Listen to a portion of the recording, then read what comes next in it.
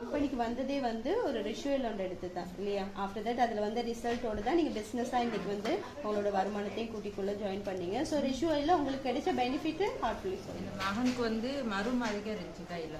இப்போ அது வந்து ஜென்ரல் ஹாஸ்பிட்டலுக்கு போயிட்டு அது வந்து என்ன அது ஸ்ப்ரே மாதிரி ஒன்று அடித்தாங்க. அடித்த பிறகு கையெல்லாம் அப்படியே நிறைய வந்துட்டு அப்படி வந்து அது ரோஸ் கலராகவே அதுக்கு இன்னும் சரியாகலை. அதுக்கப்புறம் பிரமிளாக்கானு அவங்க இருக்காங்க, அவங்ககிட்ட சொன்னாங்க ரிச்சுவல் போடுங்க இது சரியாகும்னு சொல்லி. அதுக்கப்புறம் மகனுக்கு அதை போட்டு வந்து சரியாயிடுச்சு. இன்னொரு விரலுக்கு வந்துச்சு, அதுக்கும் போட்டு சரியாயிடுச்சு.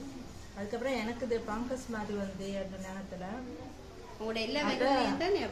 இந்த 7 நகம் அதிகம் இருந்துச்சு. அதுக்கு எல்லாத்துக்கும் பங்கஸ் மாதிரி வந்து அதுக்கப்புறம் மகன் சொன்னார் இந்த ரிச்சுவலில் நீங்களும் போட்டு பாருங்கம்மா சரியாக வரும் சில நேரம் அப்படின்னு. அப்போ நான் கொஞ்சம் ட்ரை பண்ணி பார்த்தேன். அதுக்கப்புறம் கொஞ்சம் குணமாகிடுச்சு. அதுக்கப்புறம் முடிஞ்சிருச்சு.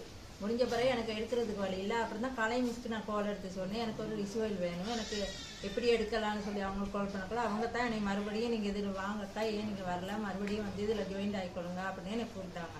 இப்போ நான் அதை ரிச்சுவல் எடுத்து இப்போ 4 பாட்டில் எடுத்துட்டேன். என் வீட்டுக்கே 4 பாட்டில் எடுத்து பாவிச்சுட்டு இருப்பேன். எல்லாத்துக்குமே நல்லபடியாக குணமாயிடுச்சு. என் விரல்லாம் நல்லபடியாக இருக்குது முன்னே இருந்ததை விட. ரொம்ப கருப்பா யாரும் எதுவும் வாங்கி கூட சாப்பிட மாட்டேன்ட்டாங்க. என் கையில சாப்பிடக்கூடாதுன்னு நிறைய பேருக்கு சொல்லி எனக்கு கேவலமா பேசிட்டாங்க. அதுக்காகவே என் கையை நான் குணமாக்கணும்னு வந்திருக்கேன்.